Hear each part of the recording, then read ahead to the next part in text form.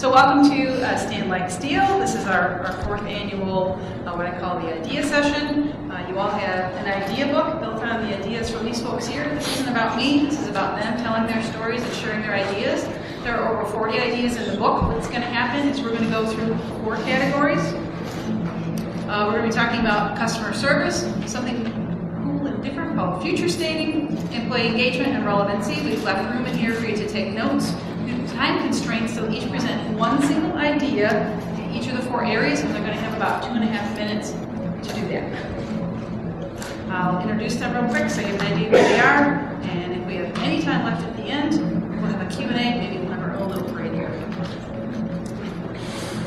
All right, so to my immediate right, in chair number 1 in a bright red shirt is John Yerger. He's Director, Copy, Print, Merchandising, Mail, and Distribution Services for the University of Nebraska-Lincoln. He has over 28 years of senior level management experience in both private sector and higher education printing operations. While at Stephen F. Austin University, his operation was awarded IPMA's Print Center of the Year for 2014. Welcome, John. To his immediate right is Amanda Bronowski. She's the manager of the Print Center for UPMC right here in Pittsburgh. She's a 15-year veteran in the printing industry. UPMC is a world-renowned healthcare provider and insurer. Their current projections of growth have them looking at doubling their production in the next year. They have a staff of 22 with annual impressions of 150 million. That's 8.5 by 11 impressions a year. And then we also have to her right, Bruce Goodman, weighing in from Wisconsin. He's the distribution section chief. He's been leading and managing the mail distribution section of their Wisconsin Bureau of Publishing and Distribution for 16 years. He's our first male person on our panel. They print over 200 million impressions per year and distribute approximately 40 million pieces of mail annually. The Bureau provides enterprise print and mail solutions to all state agencies and their respective customers, generating revenue of $9.5 million annually, and they mail, ready for this, 29 million pieces of mail each year. And then finally, we have Kelly Boyle. She's from Wharton. She has 25 years of experience in printing and has been with the Wharton School at the University of Pennsylvania for 30 years. They have very high standards, and you'll be hearing her talk a lot about that. Her role is the manager of Wharton Printing since 1999. She's focusing on establishing better business policies, development, and improvement of the systems at the Wharton School. So that's who our panel is. So we're going to jump right in. Topic number 1, they each get 2.5 minutes. So first we'll have John Werber. He's going to be talking about staff's willingness to how it opens doors to new opportunities. John. Right. Well, what we did when I started at the university last January, I quickly realized I had a staff that was very willing to talk to our customer base, tell them what we do, how we do things, show how we do things. And we found that if we would invite the clients, we could improve their hard work that they give to us. So it speeds up their job production. We also found this helped in our mail. We look at every mail piece before allowing it to go into production to make sure it meets all the postal standards. By taking this avenue, by having not only our customer service people, but also our normal staff, we developed a reputation of being able, 1, we're friendly to work with, 2, we put our clients first, and the direct result of that is we experienced 28% growth just this year alone. So we're obviously doing something a little bit right. We've also found that frequently in the college setting, you also have people moving in and out of positions. They may stay with the college, but they may move to a different position, which means somebody else takes their old position. They don't know where to go get printing and all of that. So we had to, the CSRs go out and visit with them and let them know, what all we do. We expand our services. A lot of these services come back in from, what our people come back and say what we should be doing. We broaden our wide format, for instance. Whether we were just doing occasional proofing or now we're doing banners, wall murals, and the like. So that's what we're doing. We're actually just using our people, our customer service have now performed as salespeople. They go out, they visit, they shake hands, they take samples, and that's what's helping expand our business. Thank you, John. Next is Amanda. She's going to be talking about education and personalized training. On the slide here is a visual of something they use to train customers. Yeah, so since UPMC is a health network, we're not dealing with designers or anybody who is actually in graphic arts field or a print field. Everybody is nurses, admin assistants. So one of the things we find is that print is very intimidating to them. So we have 75,000 employees that have access to us to order just about anything they want. And to make them feel more comfortable, we'll send out a personalized trainer. They will go either if it's a new hospital that we just onboarded, or if it's a current customer that just needs a refresher course, or might have never ordered print before, even though they've been an employee for 10, 20 years. So we have a guy that'll go out. He'll set up a shop either in an auditorium or sometimes in the last one we just did was in the cafeteria. He'll bring out a computer with a projector, and he will set up. Usually we do about 10 sessions a day, because in a hospital setting, everybody's time is extremely important. So if they can even take 5 minutes to come down, if they have a couple questions, they can ask him, or they can even come down and request that he comes back at a better time for them. Maybe a surgery got scheduled and they're not able to participate in that. And we felt that since we've started doing that, that we're getting a lot more positive feedback from our customers.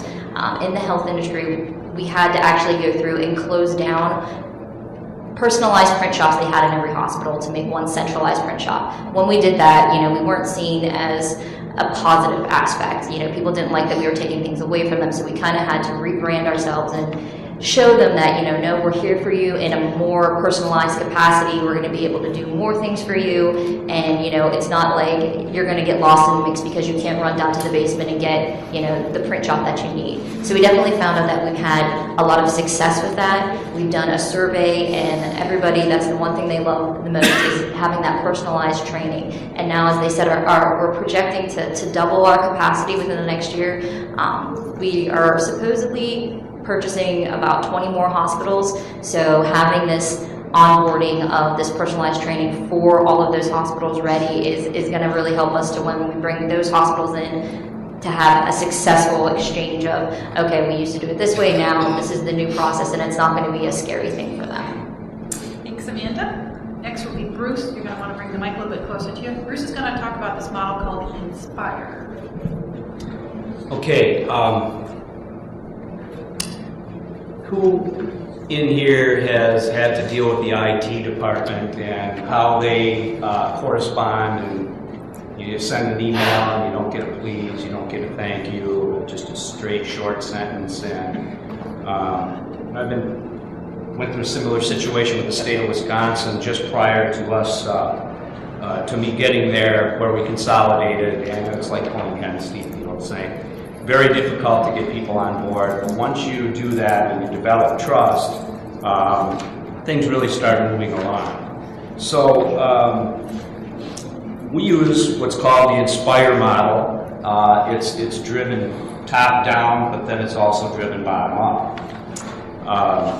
And I can read this to you a little bit here. And you can put a lot of different words with anything if you wanted to, but these are the words now you can substitute. I for involvement. We communicate to customers and coworkers with integrity and honesty.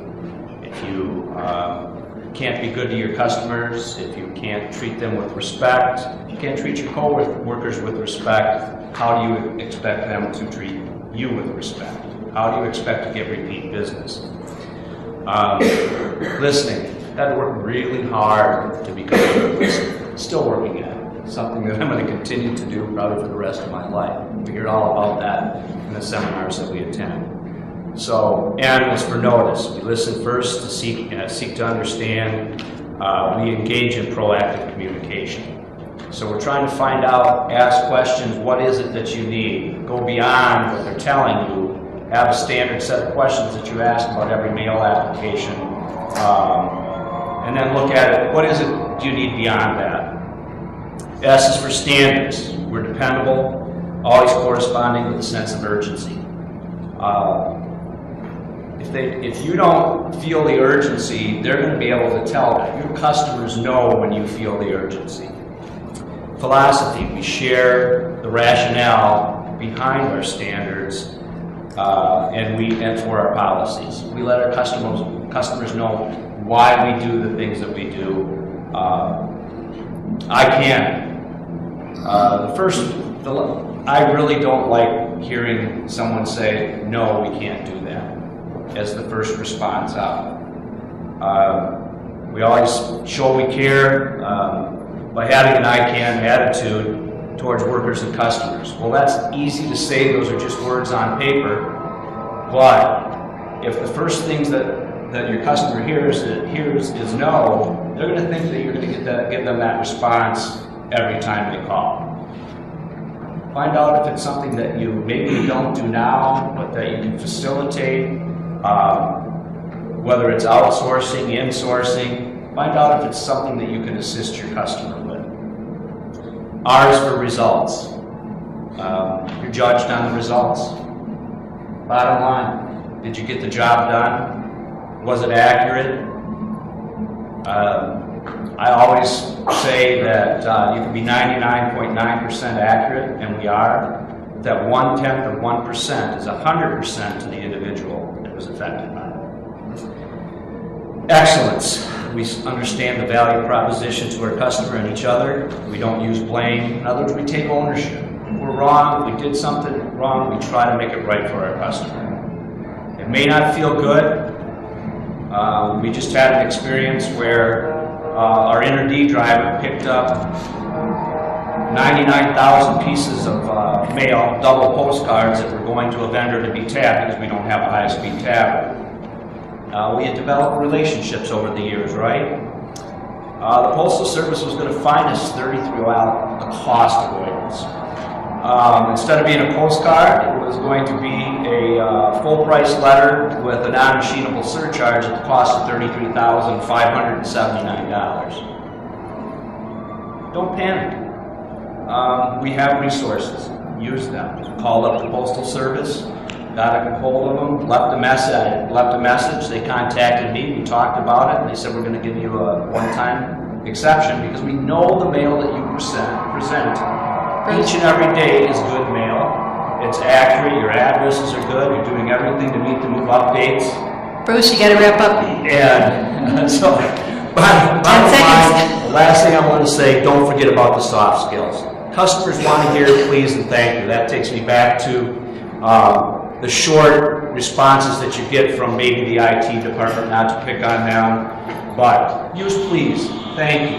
Use a person's name in a sentence each and every time if you can. Thank you, Bruce. Thank you, Bruce. This year, we tried a different model for our customer service team because we lost a lot of customers last year. So the new model was building a customer relationship. And what does that mean? It means not just providing great customer service, but having a long-term commitment. Excuse me, Kelly, can you put the mic closer? To building a long-term commitment with our customers. Can everybody hear me now? Yeah. So with one of the departments that we lost last year, due to poor customer service, we brought them in this year and we talked. And I said, hey, will you be our partner? You know, look at all the cool new stuff that we have. We have new machines that's capable of doing all your work. Do you trust us? And I just put it out on the table. And he said, you know what, Cal, I'll give you one more time. So I was honest with them. I fixed the problem which made them leave and provided more services. And we start collaborating. And we start thinking. And then the trust started. You know, and then when they see the quality of the work, he was right there. I knew I had him. Because he knew I was committed and my team was committed. And we wanted him back. This started 9 months ago, and with that one conversation, it has brought in more departments, more people. We're having pilots after pilots. We have pilots scheduled for next year. And I have now, with this one department that I've always done work for, we have more in this work. Just because I pushed my ego over the side and said, come on, let's talk. I need your business. We're sorry. We're committed. Let's have a partnership. And that's what we did. We started from scratch and we started building. I learned what he needed, and I went out and I bought it. And now it's his, and he knows we're committed. We're building variable data templates for him. his own portal he has for website day. His whole team's on it, and he's excited, and they're coming back with new ideas, and they're challenging us, and it's really amazing that now, not only with that one conversation, my team, they're inspired to do better, and everything is just from that one conversation became to a positive reinforcement with my old team. And it's just unbelievable how building a long-term commitment relationship with your clients can do with just one simple variable dating template. Thank you. Do I have more time? Because I keep on talking. No, but I think we're going to have you pass the mic because we're going to have a hard time hearing the two of you, or else get the mic off the stand if it's possible. If it's possible. We're going to move on to the next topic called future stating. And when we were meeting and preparing, Bruce said something that I thought was really interesting. So it's kind of a topic that has been covered before. All the ideas are in the book. They're just choosing one of them to talk about, so nobody's scribbling furiously. So the thought kind of developed as we spoke about it's not just to do an ROI or say you're doing something in the future or know that your customer's doing something in the future. It's imagining and sort of that future state and getting everybody on the same page, not just building an ROI, but also weaving in there also knowing what's coming up in technology so that that future stating can become a shared vision. So with that, we're going to start again with John. He's going to be talking about, in 2.5 minutes, his story for 3 universities kind of jointly leading together as one. Right, well, when I started in January, I immediately was analyzing where we were and where we wanted to be. And one of the things we decided was that, I'm going to blow this mic out, what we're going to do. What I decided was, we have 4 universities and a 2-year college part of our system. That's our system. I immediately was looking at what we were doing. I knew that one university had closed their print shop and was sharing with another university print shop that was 7 blocks away. So that was great. But I also knew they were all digital. And we are digital and offset, so we also handle all the mailing for the university and some of the system office. So drawing upon that, I started, meeting up on my staff, telling them this is what we're going to do, folks. We're going to expand and try to get our other sister universities to work with us. And immediately went out and started talking with the other print directors at the other 2 operations. In theory, we got some buy-in. There was a little bit of territorial concerns, so we had to ease those as best we can. We were really going after work that they couldn't do anyhow. So as part of that, the point of the story is to look at your organization, look at the needs, because I started talking and getting commitments in July. February of this year, we had efficiencies groups coming together saying, well, this is what you're going to do. You are going to merge the print shops into one print shop. Luckily for me, UNL is going to be the lead because we're the biggest one. But so we're going to actually take in, another 30% growth overall, which is going to put us up to about from 6.8 million to close to $9 to $10 million dollars in sales next year. It's a big jump. So I've been preparing my people, talking to their staff. We're having implementation meetings starting. But the thing is, we're going to save at least $78,000 just in attrition and payroll the next 2 years. But we're projecting we'll save $470-something thousand per year for the campuses. So that's why we're unifying and solidifying.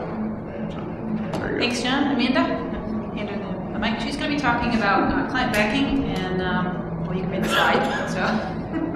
Okay, so being in the health industry and an implant, we learned that printing is probably 0.001% of our parent company's concern. They're more concerned about saving lives and getting people better. So what we have to do is to get a very good client backing. We have our groups, we call them our high importance groups: internal communications, patient education, patient experience. So we really need them to have them on our side and to to kind of give us the backing and support, because when we want a new piece of equipment, it's not just, okay, we need a new, a new printer, an inkjet, or something like that, versus, do we buy it, do we not? It's, okay, well, you need this amount of money for this piece of equipment. Well, they need a new MRI at a hospital, so where are we going to allocate that money to most benefit our network? So what we've done is we've taken these high importance groups, and right now we're on our path of hopefully getting an inkjet, and we have them test drive everything that we test drive. So if we're looking at new software, new workflow, even the new pieces of equipment, we'll have them give us some of their most difficult jobs, and we'll take it to our vendors and say, here, we need to produce this on all of the equipment we're looking at, send it back to them, and then we'll have them come in and kind of give us their feedback. Are they happy with the quality? Is there something that they would change? Do they want to go to one of the sites and actually see the piece of equipment, in action? So once we have their support, then it's a lot easier for when we're going in front of the board asking for this money. We have different departments, not just our own, saying, yeah, we really need this. This is really going to help the organization. This is going to put us where we need to be. So, and they like to be a part of it. We work with these people, on a daily basis. And once we kind of get that trust from them, then, more and more jobs that possibly could have gone outside, well, now they're going to give to us instead. Or maybe the bid came from us was a little bit higher, but you know what? They trust us more. They want us to do their work, so they're going to give it to us rather than, send it outside and send the money outside the company. So that's been a huge aspect, like I said, especially with this inkjet. And I think because of doing that is half the reason why we're actually getting that new piece of equipment this year. Thanks, Amanda. And next will be Bruce. Thank you. First thing I said to Alicia is, what the heck is future state? And change. We know there's going to be change. So it's hard to predict it sometimes, but we know it's on the horizon. So how do we collaborate with others? How do we get with our customers and understand what it is that they're looking to do? What are their long-term visions? What are their goals? What can we help them with to allow them to get back to their core competencies, the DOT? Should they be printing and mailing? Probably not. They have a lot better things to do. Building highways, infrastructure, repairing the roads, making sure that all kinds of things that get done, that their core competencies are being accomplished. But you can't do future stating with a customer unless you've built that trust. We've been able to start moving ahead with the Department of Transportation and have them looking at converting from their pre-printed forms that they're warehousing and stocking and paying all this money to go through a procurement process, where we can move that to, first of all, we'll start out with we're looking at putting in an inkjet printer, high-speed inkjet printer that will allow us to do these forms in line. But in the meantime, we'll convert them to a pre-printed roll form, help them purchase it, get that out of their hands, and allow them to do the things that they need to do to be successful. Again, it's about collaboration. We took everything in our shop and went from continuous feed, pin feed forms, and converted to all cut sheet. So our roll feed is roll to cut sheet. We had some customers that were left behind with that, one being the DOT, but they all got on board because they knew and trusted us and had worked with us in the past. Another thing that we're doing is researching drone acquisition for agencies.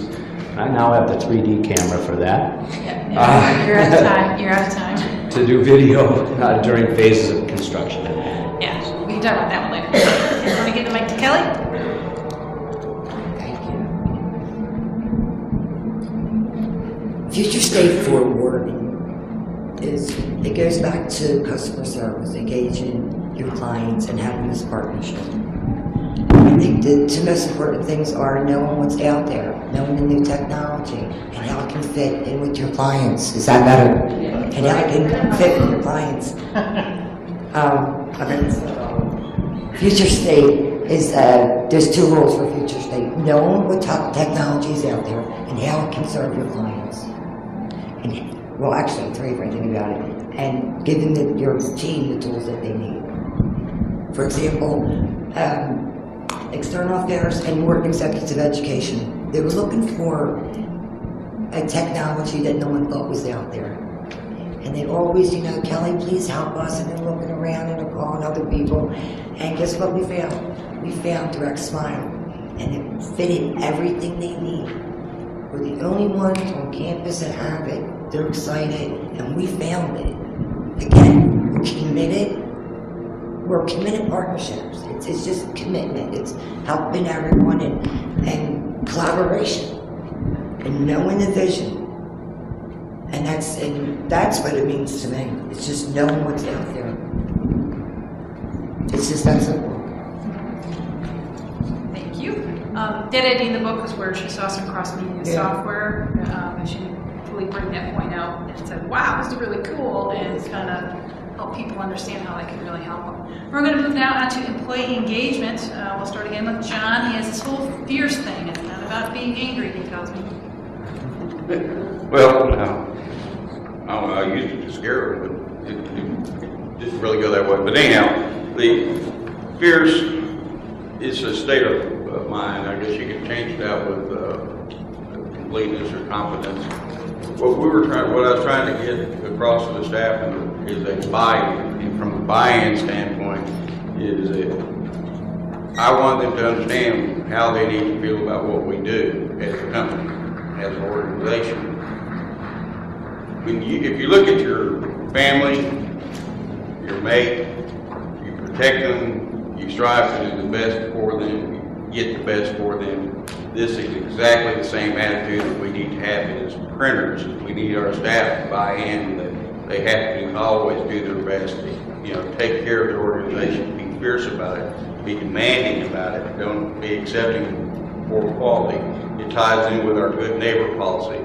Good neighbor policy means that as they produce their part of the job, it's right. If they don't pass a problem on to the next department.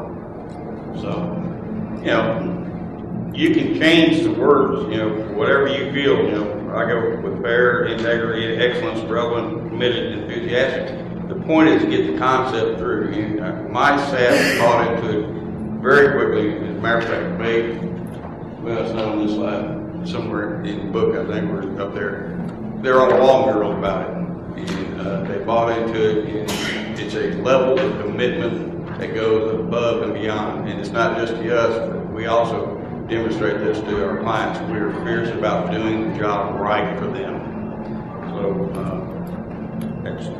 Thanks, Jen. Thanks, Jen. I'm going to have you guys hold the mics really close because it's the four of you against 400,000 people out there. Amanda's going to be talking about potlucks, open door, a few different things all morphed together. Okay, so if you walk into my plant, you'll notice, the first thing you'll notice is the laughter. I have an amazing staff, and I make sure they know it as much as possible. If it wasn't for them, our operation would truly crumble. They put in so much time and effort, and they take such a personal ownership of every job they do. So I've tried to come up with some unique ways to make sure they know how appreciated they are. One of them is we do monthly potlucks. So everybody can sign up for the potluck. It's usually on a Thursday, which is usually kind of one of our slow days, and everyone can participate. And it's 2 hours where I will not let anyone pick up a mouse or touch a press or a piece of finishing equipment. It's their time to relax and talk with other people. They can engage with anyone who they want to. We have the conference room set up, and it really helps them. It kind of gives them a nice little break, and sometimes we'll just do random ones where nobody knows, and we'll just say, all right, everybody, stop what you're doing. Everyone come and relax. And it doesn't also help that my husband is a pit master, so he'll usually supply some yummy barbecue that the smells will usually bring them into the break room. We also have an open door policy, so anybody can come into any of supervisors, managers, even director level and talk.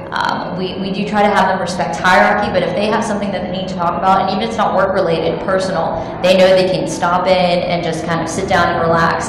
I have one of those lavender scent things in my office, so people usually call it, that's where the psychiatrist is, and they'll sit down and just sit there and be quiet for a few minutes. Just them knowing they have a safe space where if something's bothering them that day, like I said, be it work, be it personal, they can relax, they can sit down, and then 5 minutes, 10 minutes later, they stand up, they have a whole new attitude, and they're back out, working twice as hard as they were in the beginning. So, like I said, I really, really push showing my employees how much I appreciate them, and like I said, they are the building block of our operation. If it wasn't for them, like I said, we wouldn't have what we do today.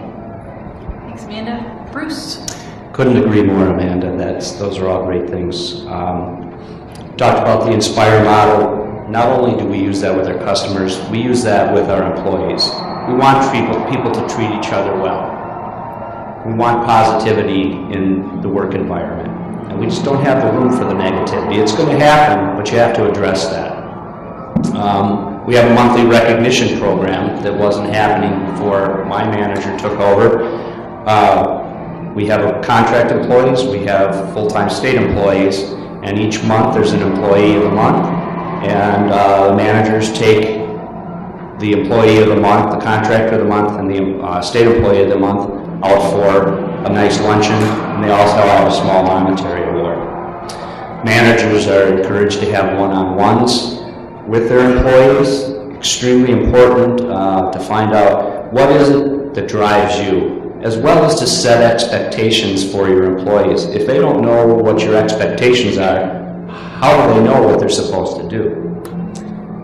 Communication is truly a focal point. People have to know what's going on in your organization. They have to know what the goals are. They know that they're supposed to put things in envelopes and run an inserting machine, but they need to know beyond that, what are the goals of the organization? We'd like to do some team building things, some fun exercises. Examples, telling one lie and one truth about yourself, and then having the others in the room guess which is the lie and which is the truth. Did a fun one a couple weeks ago where someone brought in a bunch of pennies and or coins and looked at the date on the coin and said, "What do you remember from that year?" Some pretty interesting things. Thank you. Okay, Kelly? We know that Bruce likes to talk. Microphone I on. think staff engagement is critical for any business. If your team's not engaged, you don't have a team. How do you keep them engaged? We do a couple of things. Some things work, some things don't. But what I know that works for my team is giving them what they want. Let them be creative. Let them think out of the box. Empower them. Give them what they want. There's no more rules. Treat them as your equal, and you treat them like your equal and give them everything that they want. Then you have a team, and they're engaged, and they bring this energy into the shop. It's incredible. It's truly incredible to say so. We recently started our monthly meetings. It's a round table, and we just sit around. We go around the table and we talk. And I recognize one of my operators, and I say to my production manager, Jerry, what should we give them? Should we give them a plaque, a certificate, a comp day? Because that's important to me. Because that's what everybody gets. How many comp days can you give someone? I said, you know what? I tell my team to think out of the box, now I'm going to think out of the box. I'm going to ask her, what do you want? You want a Pandora charm? Because I know you like Pandoras. You want a gift certificate for dinner? Fine, your limit's $50. So that's what we do. We ask our team, what do you want? We give them a limit, but let them pick it. It's their reward. How many plaques do you have? How many certificates? Where are they? Really? Mine's probably in the trash, I don't know.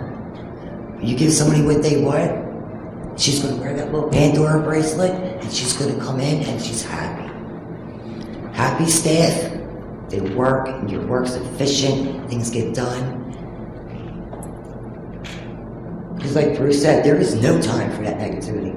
Because it brings on too many problems, and work does not get done. And then what happens? The quality of your work goes out the window, and then say goodbye to your customers. Because there's no room for that in the shop. And that's what work does. Great idea. Okay, we're going to move on to the last one here, relevancy, both within your organization and outside. So John's going to talk a little bit about educating your customers. Well, relevancy, it really boils down to, what do we say a million times? Reality is perception. Perception is reality. What people think about you is really what it is. So this is what we have to deal with all the time. Sometimes you have to change your perspective. You got to back up and take a different look at it. And so you'll see what they think you are, and then you have to vision what you need to move to change what they think you are. And that's an action you can do, but you got to talk to your customers first and find out what they're actually thinking, because most of the time it's something different than you think it is. And that's a critical lesson. The other thing is we as printers, and I was just having this conversation earlier in another meeting, we as printers have got to get out there and tell our story. Printing is not a bad word. Printing is not going away. But it's not going to be replaced by e-marketing. I don't care how many times the marketers say it will be. It's not factual. They can't back it up with any figures, dollar for dollar. If you want some bang, then printing is the way to go. And this is one of the lessons that we're trying to re-educate our customers to, is that, yes, there's a place for e-marketing, so do it. Do it with print as well. Multi-channel. If you, do an email blast, do printing first, do an email blast, send out postcards, do posters for them, help them with any other kind of promotion, give them, promote products. Don't give it to them, sell them, of course. But, we've got to re-educate our customers, because I assure you, the marketing folks are trying to get them to go out there and pay them to do nothing, which is send them an email, which will go in the trash. Most of, how many times have you looked at your email and said, no, but you look at that print and say, oh, that's pretty nice. And the Generation X, they like getting mail. So, use it. Just remember, we've got something that's tangible. They got to have. We drive it to the web pages. Land's End lost $100 million in the year they decided not to use catalogs. Didn't take them long to figure out we're going to print catalogs and get that $100 million back. That's what we've got to do now. Thanks, John. Amanda, she's got a few things that have helped them stay relevant. So as you could imagine, in the healthcare industry, our biggest threat is outsourcing. Again, like I said, we're such a small aspect of our parent company that they're always threatening with, it could just be, easier for us to outsource. So the one thing that we really have to kind of drive to them, security. We do a lot of PHI, patient health information. My shop is HIPAA compliant. So keeping things in-house is the most secure way to produce them. No matter what they say, when a patient or one of the health plan members hears that they get a statement that comes from somewhere else that doesn't come from us, from UPMC, they lose a little bit of that security that, okay, well, someone else has my information. Someone else might know what my health issues are. So we really try to show how much more secure everything is if we do it in-house. And cost savings. We've done numerous analysis, and they can't ignore the numbers that doing it in-house is a lot cheaper than vending it out, because of course there's other, whoever does it has to be HIPAA compliant, so that's an extra cost. Whoever does it has to have a secure network channel server to get this, so that's an extra cost, and the costs just keep adding up and up and up. So that's a big one for us, is that we are the most cost efficient, and as our member base and patient base grows, that number grows as well. So that really helps kind of show that, we're very relevant to our company, and we need to continue on. Quality, our patients are expecting the quality that we produce. We've been doing the statements and the EOBs in-house for longer than I can remember. So they're used to a certain quality, and that's what we can produce for them. If you send it outside, it's kind of a crapshoot. You have no idea what you're going to get or what they're going to get until you get that first complaint saying, hey, I can't read my statement, something was skewed, or there's a mark on this and I can't read it. And the next is expertise in our field. Again, we've been doing this for a long time, so we know kind of visually what our patients are expecting, what they want to see when they get that bill. We know how to kind of focus them on that number so they pay the right amount. So they know that, okay, well, they got a hip replacement, so here we have some marketing for some hip replacement related either equipment or services. So we know, we know our customer, we know what they want, and we know how to produce it for them. Thanks. Bruce, IPMA. Relevancy. Are we relevant, and how do we continue to be relevant? And I'm going to give a plug for IPMA here. This has been the most influential conference. These conferences and coming to IPMA and being around like-minded people is so helpful in helping us understand how to continue to remain relevant. You go back and you look at things that you've done that have helped you remain relevant, and then you look at things in the future. You take observations, some of the things, why don't customers know all the things that you do? Start having those open houses, finding other ways to reach out to customers. States don't have a lot of money to throw around. We're not marketers, but we can reach out to the marketers within each agency and become their service provider, and we've done that in many instances. Web presence. Have a web presence. Make it relevant. What is it that you do? What is it that you provide? And what is it that you're willing to do in the future for your customers? Displays. Show what you do. If you don't show it, how are they going to know what you do? How are your customers going to know? With that, I'm going to pass because I'm not going to get cut off this time. 10 seconds. I can't believe it. Must need a drink of water. Just keep the microphone. How does work and remain relevant? Well, there's a couple of things, and that always comes back to me knowing your clients. And always being a step ahead, too. We having workshops. This year we're going to try something new. We're going to bring in our designers and our paper folks. Because our clients need to be educated.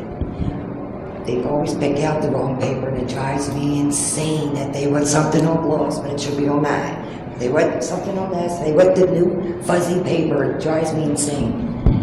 So we're going to educate our clients with workshops. Bring your own lunch. Our designer is going to be here, bring your files, ask questions, and the paper guy is going to be here with samples. You know how people are with samples, with the posters. They want every one delivered to their office. And they don't care if you run out. They want every copy delivered to their office. Engage in your clients and let them know that you're still listening, active listening skills. We hear you and we're here to help you. And that's our plan. That's what we've been doing. Great, thank you. So that's the ideas.